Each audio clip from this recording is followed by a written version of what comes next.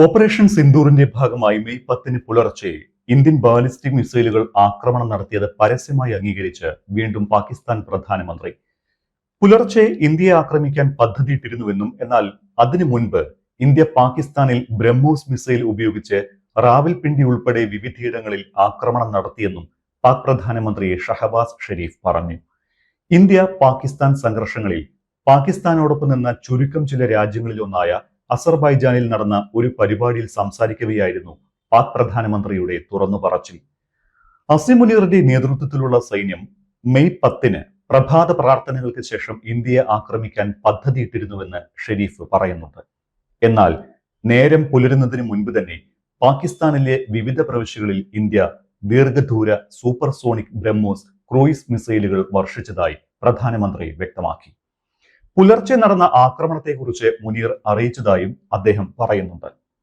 ഷഹബാസ് ഷെരീഫിന്റെ വാക്കുകൾ ഇങ്ങനെയാണ്: മെയ് 9-10 രാത്രിയിൽ ഇന്ത്യൻ ആക്രമണത്തിന് നിയന്ത്രിതമായ രീതിയിൽ മറുപടി നൽകാൻ ഞങ്ങൾ തീരുമാനിച്ചു. ഫജർ പ്രാർത്ഥനകൾക്ക് ശേഷം പുലർച്ചെ 4:30 തിരിച്ചടിക്കാൻ ഞങ്ങളുടെ സായുധ സേന തയ്യാറായിരുന്നു. എന്നാൽ ആ സമയം എത്തുന്നതിന് മുൻപ് തന്നെ റാവൽപിണ്ടിയിലെ വിമാനത്താവളം ഉൾപ്പെടെ പാകിസ്ഥാനിലെ വിവിധ പ്രവിശ്യകളെ ലക്ഷ്യമാക്കി ഇന്ത്യ ബ്രഹ്മോസ് ഉപയോഗിച്ച് മിസൈൽ ആക്രമണം നടത്തി. പടിഞ്ഞാറൻ അതിർത്തിയിലെ സിവിലിയൻ പ്രദേശങ്ങളിൽ പാകിസ്ഥാൻ ഡ്രോൺ മിസൈൽ ആക്രമണങ്ങൾ നടത്തിയതിന് മറുപടിയായി ഇന്ത്യ ലക്ഷ്യമിട്ട 11 സൈനിക കേന്ദ്രങ്ങളിൽ റാവൽപിണ്ടിയിലെ നൂർഖാൻ വ്യോമതാവളവും ഉൾപ്പെടുന്നു. നൂർഖാനെ കൂടാതെ റഫീഖി, മുരിദ്, റഹിം യാർ ഖാൻ, സുക്കൂർ, ചുനിയാൻ എന്നിവിടങ്ങളിലെ പാക് സൈനിക താവളങ്ങൾ ഇന്ത്യ ആക്രമിച്ചു. സ്കാർഡു, ഭോലാരി, ജേക്കബാദ്, സർഗോദ എന്നിവിടങ്ങളിലെ വ്യോമതാവളങ്ങളിലും ഇന്ത്യൻ തിരിച്ചടിയിൽ വലിയ നാശനഷ്ടം സംഭവിച്ചിരുന്നു. നേരത്തെ ഇസ്ലാമാബാദിൽ നടത്തിയ പ്രസംഗത്തിലും ഇന്ത്യയുടെ തിരിച്ചടി ഷഹബാസ് സ്ഥിരീകരിച്ചിരുന്നു. ഇന്ത്യ മിസൈൽ ആക്രമണം നടത്തിയത് സൈനിക മേധാവി അസിം മുനീർ പുലർച്ചെ 2:30 തന്നെ വിളിച്ചറിയിച്ചുവെന്നായിരുന്നു ഷഹബാസിന്റെ പ്രതികരണം.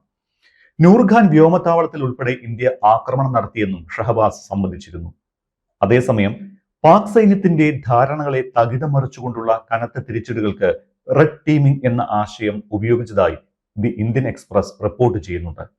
എതിരാളിയുടെ നിലവിലെ മാനസികാവസ്ഥ, തന്ത്രങ്ങൾ, പ്രതികരണ രീതികൾ എന്നിവയെക്കുറിച്ച് പരിചയമുള്ള ഒരു ചെറിയ കൂട്ടം വിദഗ്ധരെ ആസൂത്രണ സംവിധാനങ്ങളിൽ ഉൾപ്പെടുത്തുന്നതാണ് റെഡ് ടീമിംഗ്. പദ്ധതിയെ സ്വതന്ത്രവും വിമർശനാത്മകവുമായി വിലയിരുത്തുക, ശത്രു പ്രതികരണങ്ങൾ അനുകരിക്കുക, പദ്ധതിയിട്ട സൈനിക തന്ത്രങ്ങളുടെ കൃത്യത പരീക്ഷിക്കാൻ സഹായിക്കുക എന്നിവയാണ് അവരുടെ പങ്ക്. ഇന്ത്യൻ സൈന്യം ഇത്തരമൊരു രീതി പ്രയോഗിക്കുന്നത് ആദ്യമായാണത്രേ. സോവിയറ്റ് കാലഘട്ടത്തിലെ ഉപയോഗിച്ചിരുന്നുവെങ്കിലും 9/11 ഭീകരാക്രമണത്തിലേക്കും അതിനെ തുടർന്നുണ്ടായ യുദ്ധങ്ങളിലേക്ക് നയിച്ച ദീർഘവീക്ഷണത്തിന്റെ പരാജയങ്ങൾ ഒഴിവാക്കുന്നതിനായി US ഉൾപ്പെടെയുള്ള വിവിധ സൈന്യങ്ങളും രഹസ്യാന്വേഷണ ഏജൻസികളുമാണ് പ്രതിരോധ രംഗത്ത് ഇതിന്റെ കൂടുതൽ സാധ്യതകൾ വികസിപ്പിച്ചെടുത്തത്. മറഞ്ഞിരിക്കുന്ന ദൗർബല്യങ്ങൾ കണ്ടെത്തുന്നതിനും നിർണായക അവസരങ്ങൾ തിരിച്ചറിയുന്നതിനും കാണാത്ത ഭീഷണികൾ കണ്ടെത്തുന്നതിനും രൂപകൽപ്പന ചെയ്തിരിക്കുന്നതാണ് ഈ സംവിധാനം. 26 നിരപരാധികളുടെ ജീവനെടുത്ത പഹൽഗാം ഭീകരാക്രമണത്തിനുള്ള മറുപടിയാണ് പാകിസ്ഥാനെതിരെ ഇന്ത്യ ഓപ്പറേഷൻ സിന്ദൂർ എന്ന പേര് നൽകിയ പ്രത്യാക്രമണം നടത്തിയത്. പാകിസ്ഥാനിലെയും പാക് അധീന കശ്മീരിലെയും ഭീകര താവളങ്ങൾ ലക്ഷ്യമാക്കിയായിരുന്നു ഇന്ത്യയുടെ ആക്രമണം. അതിനിടെ രാജ്യം ഒരു രീതിയിലുമുള്ള ഭീകര പ്രവർത്തനങ്ങളെയും അംഗീകരിക്കില്ല എന്ന് കേന്ദ്ര ആഭ്യന്തരമന്ത്രി അമിത്ഷാ വ്യക്തമാക്കിയിട്ടുണ്ട്. ജമ്മു കാശ്മീരിൽ മസ്ജിദുകളും ഗുരുദ്വാരയും അടക്കമുള്ള മതസ്ഥാപനങ്ങൾക്ക് നേരെ പോലും പാകിസ്ഥാൻ ഷെല്ലാക്രമണം നടത്തി. സാധാരണക്കാരെ ലക്ഷ്യമിട്ട് പാകിസ്ഥാൻ നടത്തിയ ആക്രമണത്തിന് ശക്തമായ തിരിച്ചടി നൽകി. അതിർത്തി മേഖലയിൽ കൂടുതൽ ബങ്കറുകൾ നിർമ്മിക്കുമെന്നും പൂഞ്ച് സന്ദർശനത്തിനിടെ അദ്ദേഹം വ്യക്തമാക്കിയിട്ടുണ്ട്. ജമ്മു കാശ്മീരിൽ കൂടുതൽ വികസന പദ്ധതികൾ നടപ്പാക്കുമെന്നും അമിത്ഷാ പറഞ്ഞു. പുരോഗതിയോട് സർക്കാരിന് അചഞ്ചലമായ പ്രതിബദ്ധതയാണ് ഉള്ളത്.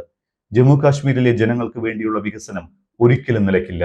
സമാധാനവും സുരക്ഷയും തകർക്കാൻ ശ്രമിക്കുന്നവർക്കും നമ്മെ ഉപദ്രവിക്കാൻ ശ്രമിക്കുന്നവർക്കും ശക്തമായ മറുപടി നൽകുമെന്നും അമിത്ഷാ വ്യക്തമാക്കി.